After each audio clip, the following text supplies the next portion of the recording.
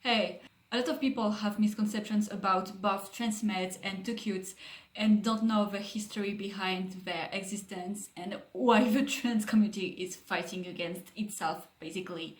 So I did a little bit of research, well, enough for a fairly long video, I guess.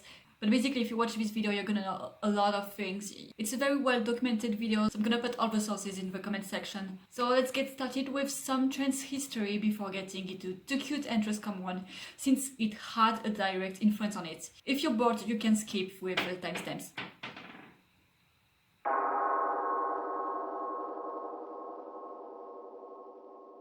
In the beginning of the 20th century, acting and presenting in a feminine way for people born male was seen as a sign of homosexuality. However, Magnus Hirschfeld and Havelock Ellis noticed that some of these people were not attracted to men. They started to study the trans phenomena. Ellis used the word transvestism that has been originally coined in 1652 to describe cross-dressing women. 13 years later, Hirschfeld coined the word transsexual. He viewed transsexuals as an extreme subset of transvestites. In 1948, Harry Benjamin was asked by Alfred Kinsey to meet a child who was described as a boy who wanted to become a girl. Benjamin noticed a distinction between this person and transvestites, and adults who had the same needs as this child were classified as transsexuals. Virginia Prince was one of the first trans activists who identified as a transvestite. She viewed what she described as true transvestite as something different from both homosexual and transsexual. According to her, true transvestites are exclusively heterosexual. The transvestite values his male organs, enjoys using them, and does not desire them removed. Prince also saw gender as a social construct and something mostly artificial created by humans and society. She believed that sex reassignment surgery was a bad decision in 90% of cases, since she thought that she didn't have body dysphoria. She also thought that most people who contemplated sex reassignment surgery were influenced by the medias. Yes, a proto-TERF. She also said, I, at least, know the difference between sex and gender, and have simply elected to change the latter and not the former. However, she did take hormones and even contemplated bottom surgery. The notion of gender identity was born in 1964 with the publication of the International Journal of Psychoanalysis. Dr. Stroller wrote, gender identity is the sense of knowing to which sex one belongs. That is, the awareness, I am a male or I am a female. The advantage of the phrase gender identity lies in the fact that it clearly refers to one's self-image as regard to belonging to a specific sex. Of a person who says, I am not a very masculine man, it is possible to say that his gender identity is male, although he recognizes his lack of so-called masculinity. Most doctors, including Benjamin Harry and Christine Jorgensen, used that definition. However, Virginia Prince disagreed with it and claimed that it described social roles associated with a specific sex in a given culture. In 1966, Harry Benjamin published a book titled The Transsexual Phenomenon, in which he put the Harry Benjamin scale as an attempt to classify different subtypes of transvestism and transsexualism in people assigned male at birth. The three first types, in which there is no body dysphoria, were described as transvestism. The fourth type, in which the person wants to get hormones but no bottom surgery, was transsexualism, and the last two types, in which there is a need for sex reassignment surgery, were true transsexuals. So there is transsexualism and true transsexualism. It doesn't make sense. Anyways, people who belong in the fourth category were often called transgenderists to separate them from the so-called true transsexuals. It's unclear when the words trans and transgender first appeared, but they have been used as early as 1974 by Julia Turner as umbrella terms for both transvestites and transsexuals.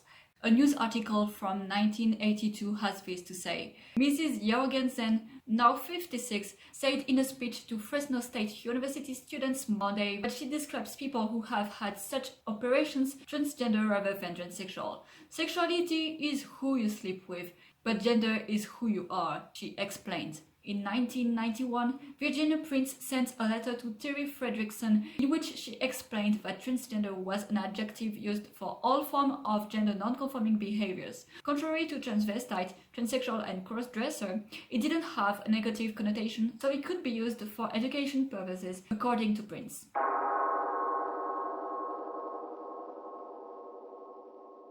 At one point, a group of people named Harry Benjamin syndromers, often shortened as HBSers, appeared. They wanted a separation between transgender people and people with what they called Harry Benjamin syndrome, which was basically a synonym for transsexualism, or more like true transsexualism. The reason they used to justify wanting to change the name of transsexualism was that they viewed it as an intersex condition due to the research that showed that transsexuals had different brains from cissexuals, and that intersex conditions are often named, insert doctor name here, syndrome. Harry Benjamin syndromers were early transmedicalists, and they were more extreme than transmedicalists. In fact, they didn't believe in non-binary people, for example. And if you didn't want bottom surgery, you were not trans according to them. You were a cis transvestite.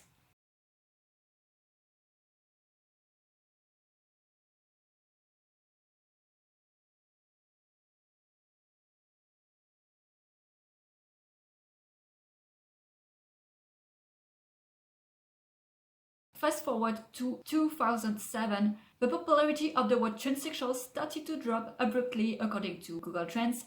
The word transgender started to replace it, including in contexts in which it referred to people with gender dysphoria. In late 2000s, early transmedicalists viewed transsexualism as a birth defect and sometimes even as an intersex condition. They complained about the conflation of transsexuals and transgender people. In early 2010s, a Tumblr user named I Dislike Cis People coined the term Tucute for trans people who believed that gender dysphoria was not a requirement for being trans. Tucute also meant too cute to be cis, however its meaning changed and nowadays cis people can identify as such. At the same time period, the word transgender has been used by a cis woman named Dirt who ran a blog centered around outing and doxing non-passing trans men. It's unclear if she coined the term or not. Some transmedicalists started to use it as well. In late 2011 and in 2012, a group of transsexuals made a petition to demedicalize transsexualism in the ICD-11. According to them, having transsexualism defined as a mental illness contributes to their discrimination. Instead, they wanted transsexualism to be reclassified as a birth defect. While nowadays this position is mostly held by soft transmeds, at the time most of these people were Tucutes since transmedicalists wanted transsexualism to be considered as a condition. Nowadays, transmedicalists still want the medicalization of transmedicalism, but a lot of them want it to be classified as a birth defect. Transtingray was a Tumblr user and a Tucute who coined the term truescum back in 2012 to refer to transmedicalists. According to them, a truescum individual believes that all trans people should identify as transsexual, identify within the binary, use only male or female pronouns, or perhaps they, and appease to the cis majority. Truescum also came from true transsexual and scum. It's likely a reference to Harry Benjamin syndromers, who were transmed extremists and who identified as true transsexuals. Although true scum was originally meant to be a derogatory term, it has been quickly reclaimed and its definition has been changed to an individual who believes that someone needs to experience body dysphoria to be trans and that transsexualism is a medical condition. Contrary to HBSers, most of them accepted dysphoric non-binary people.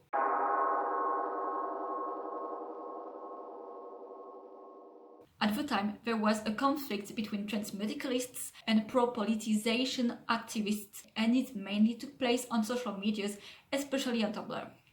We didn't expect this. Transmedicalists wanted transsexualism to be recognized as a condition by using scientific articles that would show that trans people had different brains from cis people in order for most insurances to cover medical transition. They also wanted medical transition to be restricted in order to avoid a rise of detransition rates that would likely shut down some gender clinics. On the other side, pro-politicization activists were mostly influenced by queer activism and other deconstructionist views. They believed that gender identity wasn't present at birth and that it was purely a product of society. They also pointed out the negative effects of living in a binary gender society and of the pathologization of trans people. Another difference between the two groups is that transmedicalists wanted to live normal lives as regular men and women, while the political group wished to break the gender binary and often had animosity towards cisgender people that were to blame for oppressive gender roles and all the struggles of trans people, according to them. They had slogans such as "Smash the system" and "Die Ciscom." While these groups seem very different, they actually had a common goal, which was the courage of medical transition. But the political group didn't want transgenderism/transsexualism to be labeled as a medical condition. At the time, both sides viewed the other one as potentially harmful.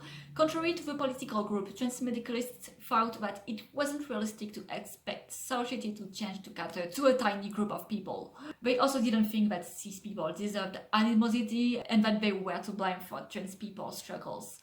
Transmedicalists valued cis allies. They also found that the notion of covering trans care without recognizing transsexualism as a medical condition was ridiculous. On the other side, the political group didn't want transsexualism to be seen as a condition, as according to them, it would mean that gender nonconformity and being trans were abnormal things that had to be fixed. Some of them viewed transmedicalists as cis wannabes and therefore people who wanted to have all the oppressive qualities that came with a cis status. The political group feared that medicalization of transsexualism would mean that it would be more difficult, if not impossible, for non-binary people and gender non-conforming trans people to have access to medical transition. Although there wasn't statistical evidence to show which group was the biggest, it seemed that transmedicalists were both a numerical minority and a less influent group than the other one. The political group had an influence on the DSM-5, for example, that became inclusive of both non-binary people and people who only showed signs of social dysphoria.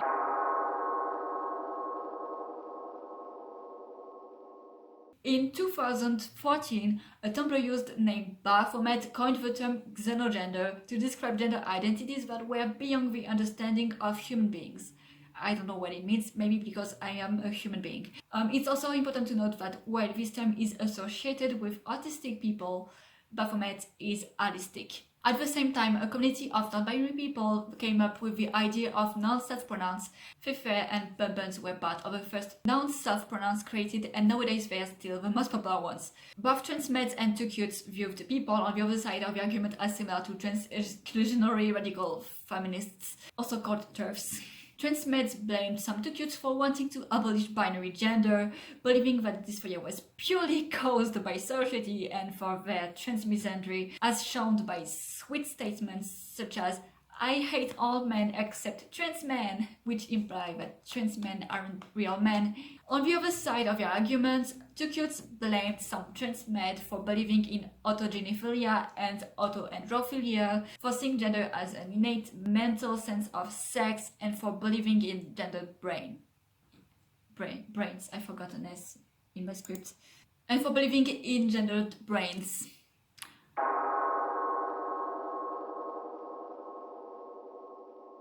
The 2 December of 2015, Blur White published her first video on her channel. At the time, she criticized feminism. She quickly started to criticize transgender activists as well. The 1st of October 2016, she published a video in which she explained that she only believed in two genders and that non-binary didn't exist according to her. This reinforced the stereotype that transmedicalists don't believe in the existence of non-binary people. What didn't help either is the fact that Calvin Gara, the other famous transmedicalist YouTuber, didn't believe in non-binary people either at one point. I don't think it should come to anyone as a shock that I used to not believe in non-binary. There was a time where I was like, transgender people are only binary, non-binary people are just confused cis people, or non-binary people are just confused trans people, there's no in between. And I guess people think that my opinions on these things have never changed since I said something in the past. Oh, by the way, in mid-2018, Calvin Gara himself, posted a reaction video to a small YouTuber. This video was named Trans Guy Reacts to Crazy Transgender. It became his most viewed video and shaped the image of transmedicalists as bullies. Around mid-2019, some people started to use the words Redmed and Tucute to refer to extremists of both sides. These terms were likely coined by Transmed tambourines, since they were the ones that mostly used them. Contrary to regular Transmeds, Redmeds don't believe in non-binary people, and they tend to accuse gay trans people of being fetishists. Tucutes share the same beliefs as regular Tucutes.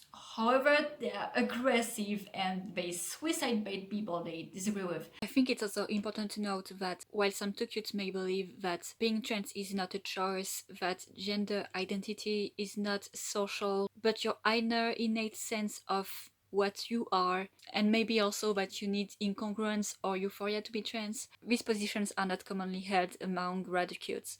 Since the Tucute/Truscom debate started to grow, some people created a name for neutralists, which was Transmed. Its name made people assume that it was made for Transmeds who wanted to appropriate gendercore, so it may explain why most people used neutralists instead. There are three types of neutralists. Those who believe that you only need incongruence or euphoria to be trans, so pretty much Tucutes light. There are those who believe that you need dysphoria to be transsexual, but not to be transgender. They may define transsexual as someone who transitioned, in which case they're closer to Tucutes, or like Transmeds, they see transsexualism as a condition in which the brain doesn't match with the body, while thinking that transgender can include cis-sexual gender non-conforming people. And then there are the true neutralists who don't care about discourse. They just hate transphobes and Redmeds and Tucutes, but I mean, both are transphobes in a way.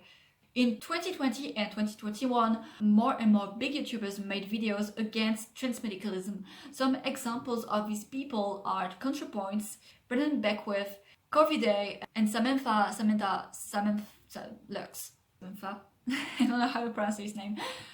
Around September or October 2020, Blair White posted a video criticizing the powerlifter Jenny Marie Kroc, in which she mocked her appearance and spread misinformation about her. She claimed that Jenny competed against other women when she never did. Various YouTubers exposed Blair White and proved that it wasn't the first time that she lied about someone on her videos. She took a few weeks to apologize, which led people to believe that she only did so after noticing a drop in her subscribers. It has also been shown that Blair White edited one of her thumbnails to give a birth to a trans woman who didn't have one at all. The video is responding to Blair White's transphobic lol. It was posted in November 2019, and in April 2021, as I'm recording this video, the thumbnail didn't change.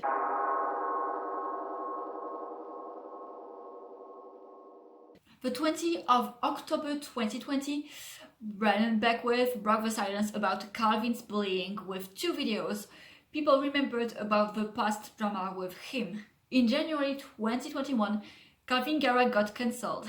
He stopped making trans discourse related videos and apologized for his past mistakes. Cops Hate More made a video in which they explained the whole situation. It gathered almost 600,000 views in 3 months. In February 2021, Calvin Garrett discovered a subreddit named Truscom and started to write posts and to comment on it. He explained that he stopped making videos for various reasons, including the fact that many people viewed him as a spokesperson for transmedicalists and sought to twist his words to make transmedicalism look bad as a whole. He felt like he had 3 choices: lying about being a Tucute to separate himself from transmedicalism, staying on YouTube as a transmedicalist even though he tarnished the reputation of his ideology, or quitting making trans discourse related videos. Well, he chose the third option. That's all the research I did for this video, and well, please keep in mind that I recorded it in mid-April 2021, so if you watch this video in 2022, for example, there are likely other things that happened. But well, yeah, that's pretty much all the history that there is about Transmeds and Tucutes. So well, yeah, if you want to research why I researched to make this video, You can look at all the sources that I used in the comment section, and if I didn't think about putting the sources in the description, please remind me, because I forget stuff all the time, so it's normal if I forget that. Anyways, this is pretty much the end of this video. I hope you enjoyed it. I hope you learned tons and tons, a lot of stuff, and see you for another video. Bye. Do it with both hands.